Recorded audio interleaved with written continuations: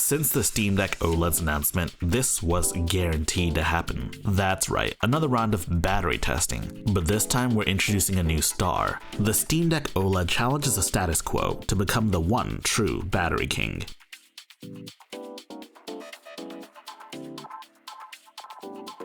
So first, let's go over the competitor's main specs. We're gonna focus on the more important specs. Here are the specs most likely to change battery life. Let's talk processor. So while the processor isn't supposed to perform any better than the original Steam Deck LCD, it is a more efficient SoC, and yes, 7nm down to 6nm doesn't sound like a massive change, but it is a change nonetheless, and every little bit helps. Also worth mentioning is that the RAM on the new Steam Deck is faster, 6400 MHz as opposed to the Steam Deck's original 55 MHz. I don't believe there's been any confirmation as to whether or not this new RAM chipset eats up more power or if it eats up less power. If it uses the same amount of power, then it is an ultimately more efficient chip. Greater performance at the same level of power? Sign me up. And now we have to talk about the namesake OLED. See, the OLED display is a brighter display. HDR, of course, makes it extremely bright, but even with standard content, it's still brighter than the Steam Deck, so we will take this into account when we talk about brightness. Also worth mentioning is that OLEDs have infinite contrast ratios. Because they display true blacks, the pixels turn off when there's black pixels. And yes, this could affect results. Also worth mentioning is that the refresh rate goes up to 90 Hz. Yes, reducing refresh rate can save power. We're gonna talk about that in a bit. And also, it's just a better looking display, period. Next up is the battery itself. It's literally a higher capacity battery. The original Steam Deck had a 40 Wh battery, but this OLED model has a 50 Wh battery. This should allow the OLED to beat the Steam Deck in literally every scenario. This battery has 25% more capacity than the original. How could it not last longer? It also supposedly charges faster too, but I have no way of testing out charging speeds. It also has a dedicated Bluetooth antenna, and it's got Wi-Fi 6E. Wi-Fi 6E is supposed to be more efficient than Wi-Fi 5, and as such, it should be more efficient than the original Steam Deck. I will say this though, for most Steam Deck tests I conduct, I do it with Wi-Fi off, as this will let me run the same game on multiple different devices, so any efficiently games with the Wi-Fi won't really matter here when the Wi-Fi is off. Same deal with Bluetooth. So yes, I believe these are all the parts that would make a massive change in battery life. And so before we begin explaining the details of the battery test, if you end up liking the battery tests, be sure to give me a like and subscribe, that way I know I'm doing good. And of course, it also helps me get noticed in the YouTube algorithm. Given that the Steam Deck OLED has in fact an OLED panel, there are some concerns as to whether or not doing a battery test like this would cause burn-in. And as we do the battery test, you and I will find out. But yes, we will do the same tests as before, but I think I'll add a few more games to the list. Also worth mentioning is that for the Steam Deck OLED, there are also reports that the Steam Deck OLED still runs better than most of these other devices, even at 90 Hz. So if a game can run at 90 Hz, I'll enable it. But there's a good chance that the game won't. Hopefully you guys in the comments won't hurt me too bad for this. So this time we're gonna have the Lenovo Legion Go run at reduced everything, reduced resolution and refresh rate. And yes, same deal with the ROG Ally. For all of the tests, Wi-Fi and Bluetooth will be off. This will save me the trouble of having to buy 5 different copies of a game, so yeah, Wi-Fi off. Any specifics about a particular test will be listed before the start of each test. So that's enough talking for me though. I think we should get started right about now.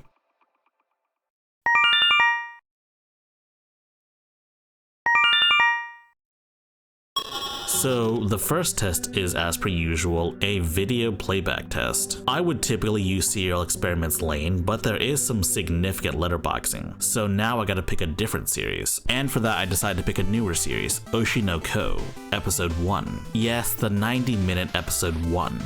Played endlessly on repeat. Yes, there will be vertical bars top and bottom, and yes, this will give the OLED some advantage, but I will not stretch out the image. So this time for both of the Steam Decks, I've added VLC Media Player to game mode so that I can change the TDP.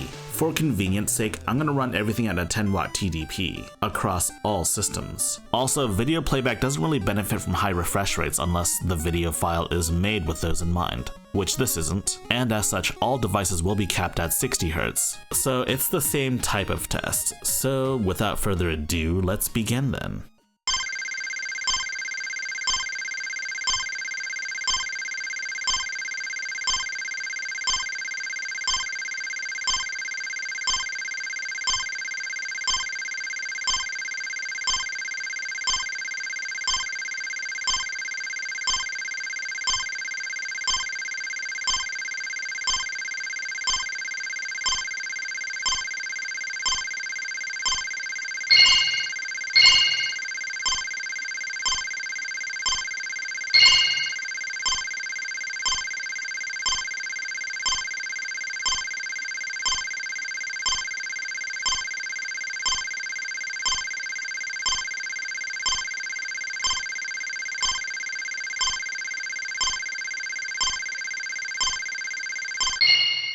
Yes, in our first test, the Steam Deck OLED wins. For video playback, it's head and shoulders above anything else on the table. Though if I just wanted to watch videos all day, I wouldn't be using any of these devices to watch them, so yeah, I just tested them because I could. All I'm gonna say is Oshinoko is pretty good, you should watch it. If Watchmen were a critique on the comic book industry, then Oshinoko is a critique on the idol industry and current celebrity culture.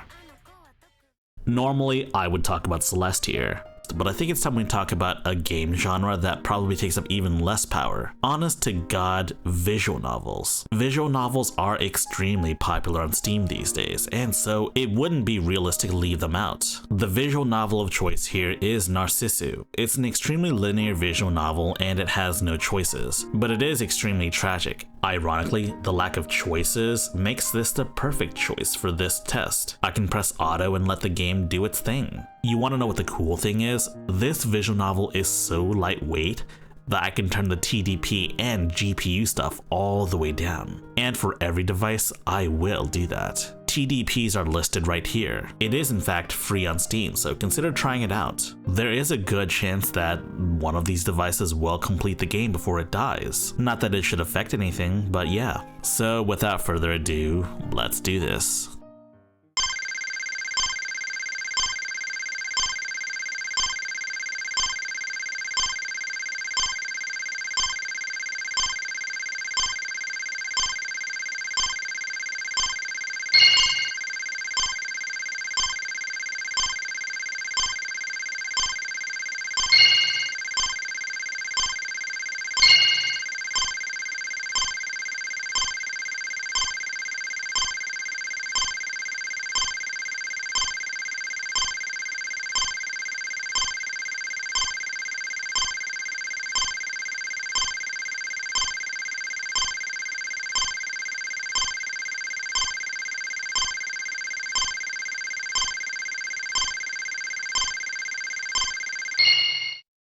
So yes, you could beat Narcissu 1 and 2 within like 3.5 hours.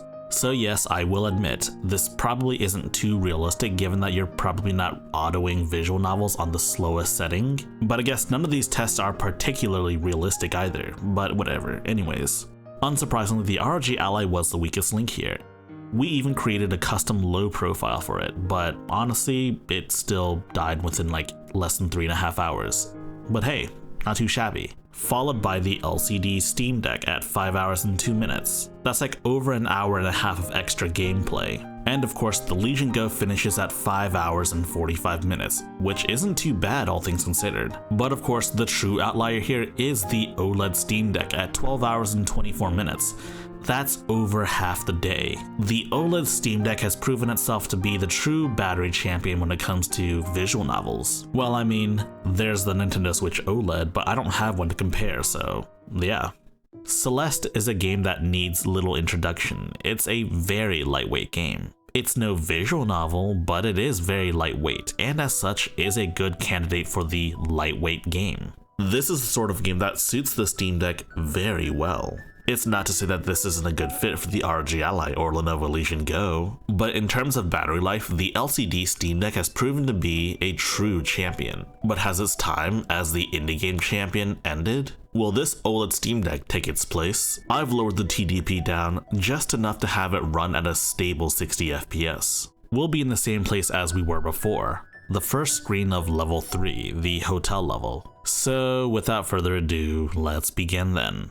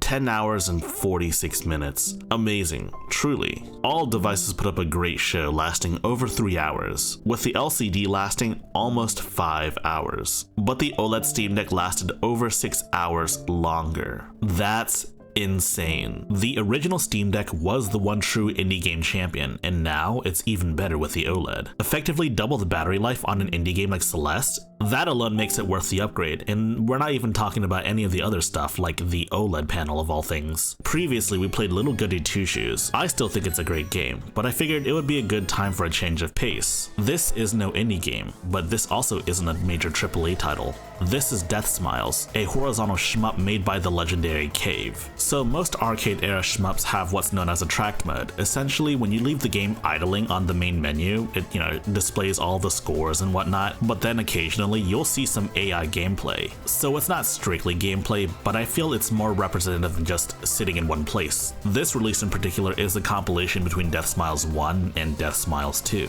The game is very light, so light in fact that we could take down the TDP and GPU clock speeds all the way down. And I did this for every single device. The minimum TDP for each device though is not the same though, so I know it's not a totally fair comparison, but you know what, maybe the manufacturer should have let me lower my TDP some more. So the only ones you can blame are them. So without further ado, let's begin then.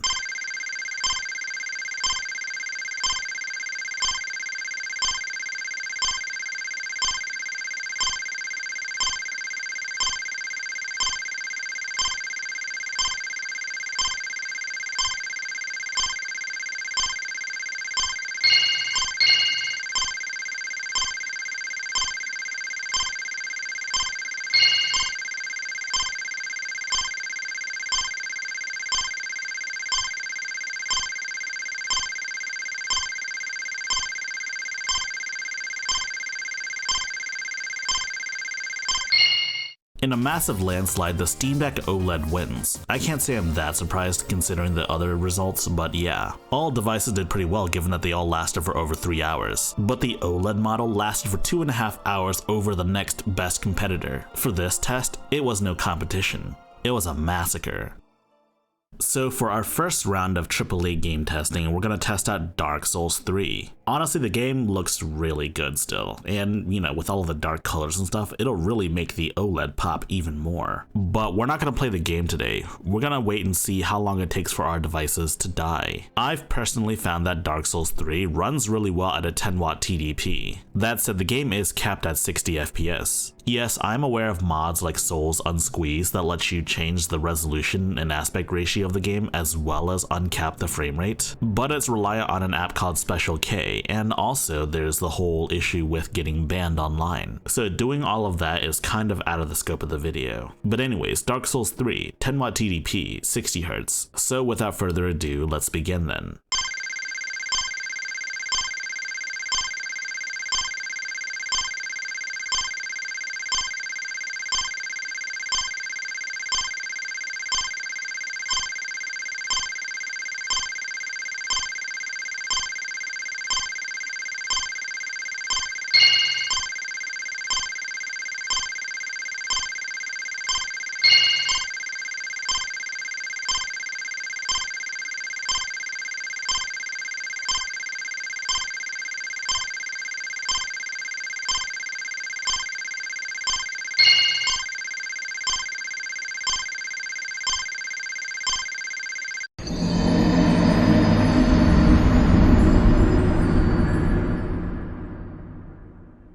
So as you can see here, the original Steam Deck actually lost in last place. The ROG Ally had almost 30 minutes of extra game time. That said, I noticed an anomaly between the Lenovo Legion Go. Despite being set to 10-watt TDP, they didn't run so hot. They were running at around 20 FPS, which I wouldn't say is unplayable, but it's certainly no 30 FPS, especially given the Steam Deck and the OLED were doing better at 10 watts, reaching a very respectable 40 plus FPS, which could be the reason why the Legion Go defeated the Steam Deck OLED, but I'm not entirely sure. I feel like I'm missing a piece to this puzzle, but whatever, it's fair. And of course, what good battery video would be complete without Cyberpunk 2077? The answer is none, because it's the most intense AAA game I own on Steam currently. So on the Steam Deck, Cyberpunk will never hit 60 FPS, much less 90 FPS, so for all devices, the refresh rate will be limited to 60 Hz. In my own battery tests, historically the Legion Go has always prevailed, but now we have a Steam Deck that's both more efficient and has a bigger battery. Can the Legion Go maintain its spot? There's only one way to find out.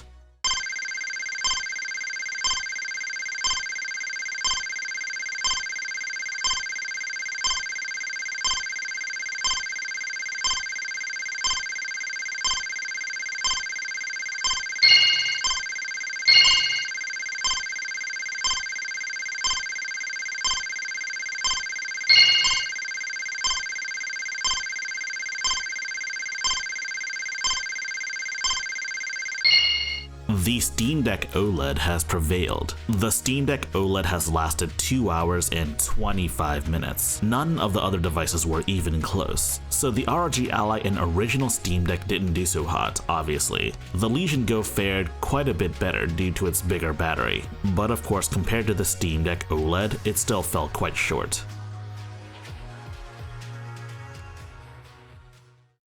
Here are some final observations. First and foremost, the Steam Deck OLED does charge faster than the Steam Deck. But of course, let's not forget the OLED has a bigger battery, so it takes about the same time for both the OLED and the LCD to hit 100%. And of course, you all want to know the big question. Did I just burn in my Steam Deck while doing all of this stuff? And the answer is no, I didn't run my OLED long enough to burn it in. And besides, burning in the Steam Deck, that's Bob Wolf's job, so I salute him for burning in his OLED so that I don't have to. And of course, all of the OLED results were done without the need for undervolting. I haven't even undervolted my device yet, and this is already extremely promising. Undervolting my OLED is going to be one heck of an experience. And of course, here are the final results. As you can see here, it was a near unanimous victory. The OLED won in almost every category except for Dark Souls 3 for some reason. In many of the tests, it wasn't even close, it was a total slaughterhouse. But of course, testing AAA games reeled in the results a little more. But as you can see here, it still does really well in AAA titles. But of course, this proves that the Steam Deck OLED is the one true battery king. It's amazing how much of a difference this actually makes. But even aside from that, let's look at the Steam Deck versus the OLED. The battery life has almost doubled in every case, and in most cases, it's actually over double the battery life. In this case, the ROG Ally isn't really competition, and the next best competitor, the Legion Go, it did pretty good, but it was no Steam Deck OLED. Now for the fun part, the FAQ. Will you test out other games? Well, unfortunately, I'm limited by the number of games I own. And no, I'm not going to resort to piracy for such a stupid reason like testing the battery life. Why don't you test any online games? The way I do testing, I launch all of these games on the same device at the same time, and that requires me turning Wi-Fi off. As such, I wouldn't be able to test Diablo 4 without buying 4 copies of Diablo 4 to test, and honestly, that's 4 copies too many. As for free-to-play games, shit, you got me there. Okay, maybe next time. And of course, the last question. Will you be battery testing other devices, like INEs and stuff? And I'm not gonna lie to you, I burned a ton of money on these devices. And of course, it's not fiscally responsible of me to buy an Ion Neo just to battery test it, you know? But who knows, maybe I will in the future. And if you guys wanna watch me do all of that stuff in the future, let me know what you think. And you know what, why don't you tell me some of the other tests you want me to do? If you like this video, please press the like button and check out our other videos. And if you like those other videos as well, be sure to press the subscribe button and share the good gospel of high-tech lowlife with your friends. Furthermore, we have a community Discord for enlightened individuals such as you. And if you wish to further support high-tech lowlife, be sure to check out our Patreon page. Links in the description.